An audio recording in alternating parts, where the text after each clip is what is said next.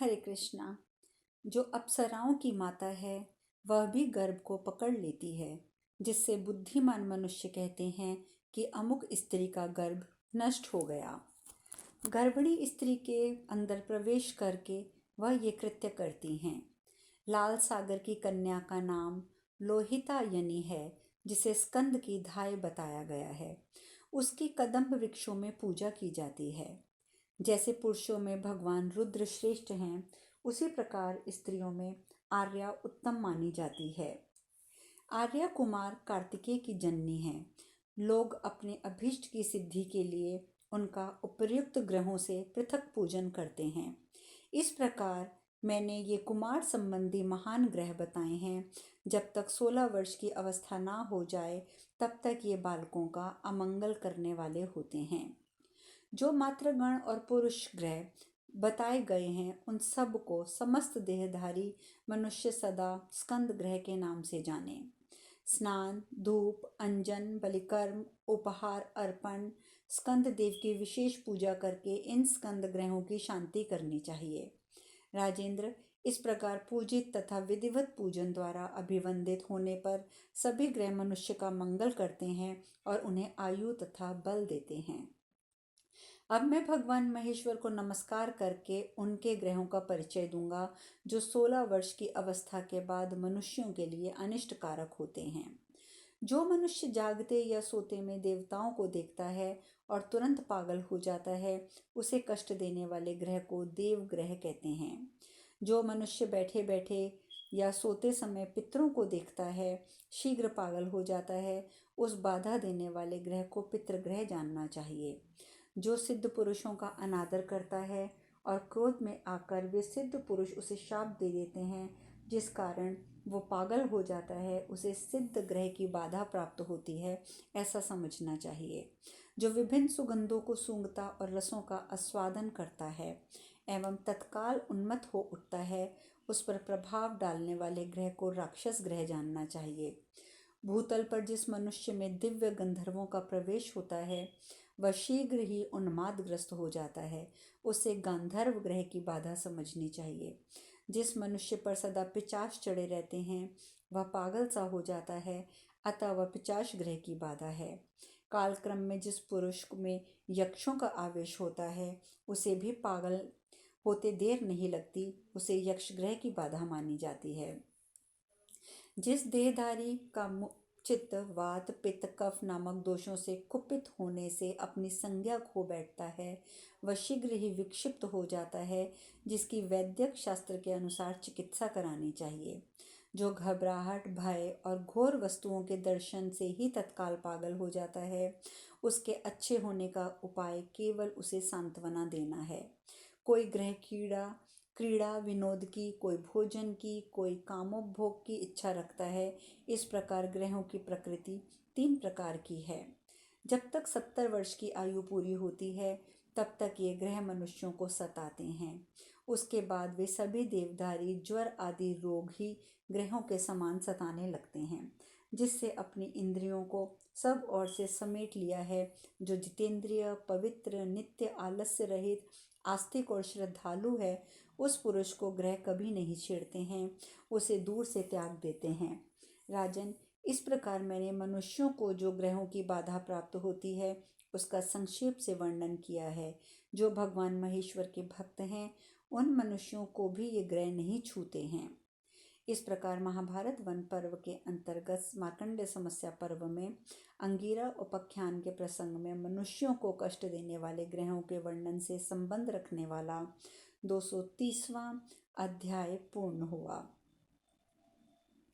मार्कंडेय जी आगे कहते हैं, युधिष्ठिर, जब स्कंद ने इस प्रकार मात्र गणों का प्रिय मनोरथ पूर्ण किया, तब स्वाहा ने उनसे आकर कहा, तुम मेरे औरस पुत्र हो, अतः मैं चाहती हूँ कि तुम मुझे परम दुर्लभ प्रीति प्रदान करो। तब स्कंद ने कहा, माँ, तुम कैसी प्रीति पाने की अभिलाषा रखती हो? स्वाहा बोली, महाबाहो, मैं प्रजादक्ष की प्रिय पुत्री हूँ। मेरा नाम स्वाहा है। मैं बचपन से ही सदा अग्निदेव के प्रति अनुराग रखती आई हूँ। पुत्र, परंतु अग्निदेव को इस बात का अच्छी तरह पता नहीं है, मैं उन्हें चाहती हूँ। बेटा, मेरी ये हार्दिक अभिलाषा है कि मैं नित्य निरंतर अग्निदेव के साथ निवास करूं। स्कंद बोले, देवी, आज से सन्मार्ग पर चलने वाले सदाचारी धर्मात्मा पुरुष देवताओं तथा पितरों के लिए हव्य और कव्य के रूप में उठाकर ब्राह्मणों द्वारा उच्चारित वेद मंत्रों के साथ अग्नि में जो कुछ आहुति देंगे वह सब स्वाहा का नाम लेकर ही अर्पण करेंगे। शोभने, इस प्रकार तुम्हारे साथ निरंतर अग्निदेव का निवास बना रहेगा। मार्कंडे जी कहते हैं, युधिष्ठिर, स्कंद के ऐसा कहने और आदर देने पर स्वाहा बहुत संतुष्ट हुई। अपने स्वामी अग्निदेव का संयोग पाकर उसने भी स्कंद का पूजन किया। तदंतर प्रजापति ब्रह्मा जी ने महासेन से कहा, वत्स, अब तुम अपने पिता त्रिपुर विनाशक महादेव जी से मिलो। भगवान रुद्र ने, अग्नि और भगवती उमा ने स्वाहा में प्रवेश करके समस्त लोगों के हित के लिए तुम जैसे अपराजित वीर को उत्पन्न किया है। महात्मा रुद्र ने उमा के गर्भ से जिस वीर्य की स्थापना की थी उसका कुछ भाग इस पर्वत पर गिर पड़ा था, जिससे मिंजिका और मिंजिक नामक जोड़े की उत्पत्ति हुई है। शेष शुक्र का कुछ अंश लोहित सागर में, कुछ सूर्य की किरणों में, कुछ पृथ्वी पर और वृक्षों पर गिरा। इस प्रकार वह 5 भागों में विभक्त होकर गिरा था। उसी से ये तुम्हारे विभिन्न आकृति वाले मांसभक्षी और भयंकर पार्षद प्रकट हुए हैं, जिन्हें मनीषी पुरुष ही जान पाते हैं। एक तब अपरिमित आत्मबल से संपन्न एवं पितृभक्त कुमार महासेन ने एवमस्तु कहकर अपने पिता भगवान महेश्वर का पूजन किया। मार्कंडे जी कहते हैं, राजन, धनार्थी पुरुषों को आँख के फूलों से उन 5 गणों की सेवा करनी चाहिए। रोगों की शांति के लिए भी उनका पूजन करना उचित है। मिंजिक का जोड़ा भी भगवान शंकर से उत्पन्न हुआ है। अतः बालकों के हित की इच्छा रखने वाले पुरुषों को चाहिए कि वे सदा इस जोड़े को नमस्कार करें। वृक्षों पर गिरे हुए शुक्र से वृतिका नाम वाली स्त्रियां उत्पन्न हुई हैं, जो मनुष्य का मांस भक्षण करने वाली हैं। संतान की इच्छा रखने वाले लोगों को इन देवियों के आगे मस्तक झुकाना चाहिए। इस प्रकार ये पिचाश भी असंख्य गण बताए गए हैं। राजन, अब तुम मुझसे स्कंद के घंटे और पताका की उत्पत्ति का वृतांत सुनो। इंद्र के ऐरावत हाथी के उपयोग में आने वाले 2 बैजंती नाम से विख्यात घंटे थे। उन्हें बुद्धिमान इंद्र ने क्रमशः ले आकर स्वयं कुमार कार्तिकेय को अर्पण कर दिया। उनमें से एक घंटा विशाखा ने ले लिया, दूसरा स्कंद के पास रह गया। कार्तिकेय और विशाख दोनों की पताकाएं लाल रंग की थीं। उस समय देवताओं ने जो खिलौने उन्हें दिए थे, उन्हीं से महाबली महासेन खेलते और मन बहलाते थे। राजन, अद्भुत शोभा से संपन्न और कांतिमान कुमार कार्तिकेय उस समय उस स्वर्णमय शिखरों पर पिशाचों और देवताओं के समूह से घिरकर बड़ी शोभा पा रहे थे। जैसे अंशुमाली सूर्य के उदय से मनोहर कंदरा वाले मंदराचल में शोभा होती है, उसी प्रकार वीरवर स्कंद के निवास से सुंदर वन वाले उस श्वेत गिरि की शोभा बढ़ गई थी। वहां कहीं फूलों से भरे कल्प वृक्षों के वन और कहीं कनेर के कानन सुशोभित होते थे। कहीं परिजातक के वन थे तो कहीं जपा और अशोक के उपवन शोभा पाते थे। कहीं कदम्ब नाम से वृक्षों के समूह लहला रहे थे तो कहीं दिव्य मृग गण विचर रहे थे। सब और दिव्य पक्षियों के समुदाय कलरव कर रहे थे। इन सब से उस श्वेत पर्वत की शोभा बहुत बढ़ गई थी। वहां संपूर्ण देवता और देवर्षि आकर विराजमान हो गए। शुद्ध महासागर की गंभीर गर्जना के समान मेघों और दिव्य वाद्यों का तुमुल घोष सब और गूंजने लगा। वहां दिव्य गंधर्व और अप्सराएं नृत्य करती थी। हर्ष में भरे हुए प्राणियों का महान कोलाहल सुनाई देता था। इस प्रकार इंद्र सहित संपूर्ण जगत बड़ी प्रसन्नता के साथ श्वेत पर्वत पर विराजमान कुमार कार्तिकेय का दर्शन करने लगा। उनके दर्शन से किसी का जी नहीं भरता था। मार्कंडे जी कहते हैं, राजन, जब अग्निनंदन भगवान स्कंद का सेनापति के पद पर अभिषेक हो गया, तब भगवान शिव देवी पार्वती के साथ सूर्य के समान रथ पर आरूढ़ होकर प्रसन्नता पूर्वक भद्रवती की ओर प्रस्थित हुए। उस समय इंद्र आदि सब देवता उनके पीछे पीछे चले। भगवान शिव ने उस उत्तम रथ को के में 1000 सिंह जोत कर रखे थे। साक्षात काल उस रथ का संचालन कर रहा था। उसकी प्रेरणा से वह शत्रु शुभ्र रथ आकाश में उड़ चला। मनोहर केसरों से सुशोभित वह सिंह चराचर प्राणियों को भयभीत करते और दहाड़ते हुए आकाश में इस प्रकार विचरने लगे मानो उसे पी जाएंगे। उस रथ पर भगवती उमा के साथ बैठे हुए भगवान शिव इस प्रकार शोभित हो रहे थे मानो इंद्रधनुष युक्त मेघों की घटा में विद्युत के समान भगवान सूर्य प्रकाशित हो रहे हों। उनके आगे आगे गुहकों सहित नरवाहन धनाध्यक्ष भगवान कुबेर मनोहर पुष्पक विमान पर बैठकर जा रहे थे। देवताओं सहित इंद्र भी ऐरावत हाथी पर आरूढ़ हो भद्रक वट को जाते हुए वरदायक भगवान वृषभध्वज के पीछे पीछे चल रहे थे। मालाधारी जब्रगण यक्ष और राक्षसों से सुशोभित महायक्ष अमोघ भगवान शंकर के दाहिने भाग में चल रहे थे। उसके दाहिने भाग में विचित्र प्रकार के युद्ध करने वाले बहुत से देवता वसुओं और रुद्रों के साथ संगठित होकर चल रहे थे। मृत्यु सहित यमराज अत्यंत भयंकर रूप धारण करके देवताओं के साथ यात्रा कर रहे थे। उन्हें सैकड़ों भयानक रोगों ने मूर्तिमान होकर चारों ओर से घेर रखा था। यमराज के पीछे पीछे भगवान शंकर का विजय नामक भयंकर त्रिशूल आ रहा था, जो 3 शिखरों से सुशोभित हो रहा था और तीक्ष्ण था। उस त्रिशूल को सिंदूर अभी आदि भली भांति उससे सजाया गया था। जल के स्वामी भगवान वरुण हाथ में भयंकर पाश लिए उस त्रिशूल को सब ओर से घेर कर धीरे धीरे चल रहे थे। उनके साथ नाना प्रकार की आकृति वाले जल जंतु भी थे। विजय के पीछे भगवान रुद्र का पट्टिश नामक शस्त्र जा रहा था, जिसे गदा, मुसल और शक्ति आदि उत्तम आयुधों ने घेर रखा था। राजन, पट्टिश के पीछे भगवान रुद्र का अत्यंत प्रभावपूर्ण छत्र जा रहा था और उसके पीछे महर्षियों द्वारा सेवित कमंडलु यात्रा कर रहा था।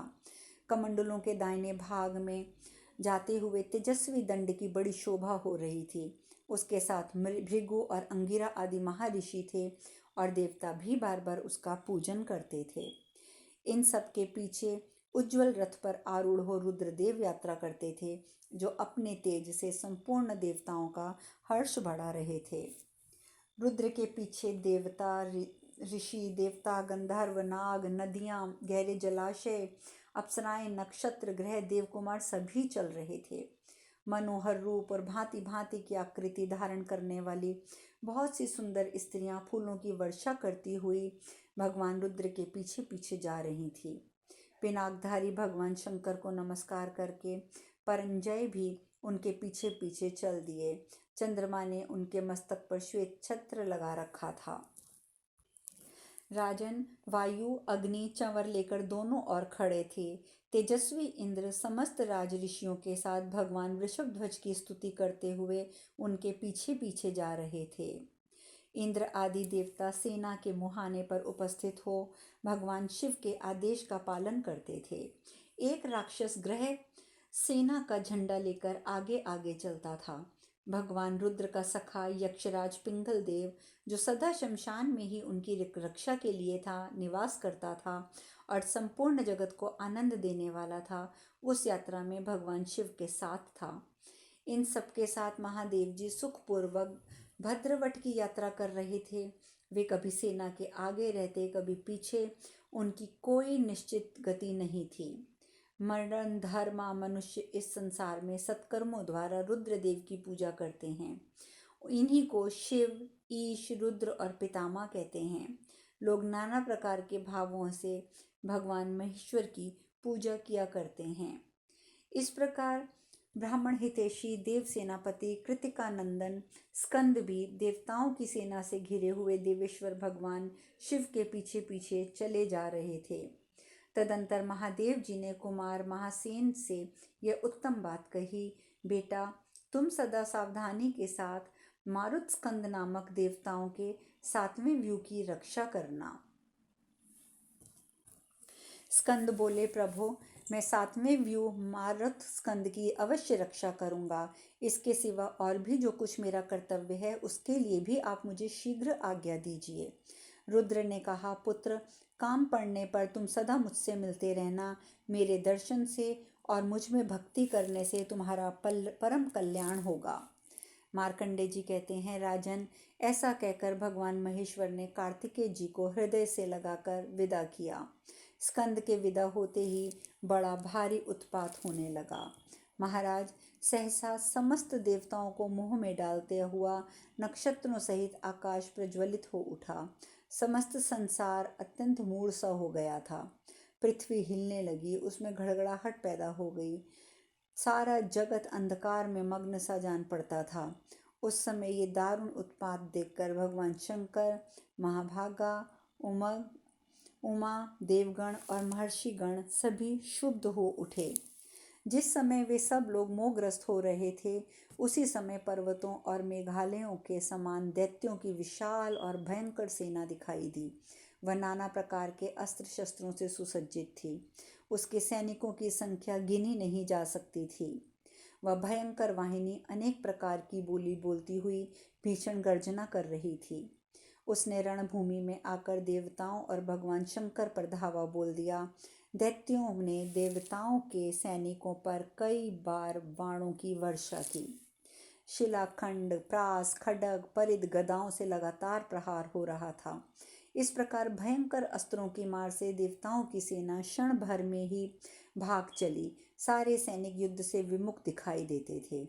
बहुत से योद्धा हाथी और घोड़े काट डाले थे।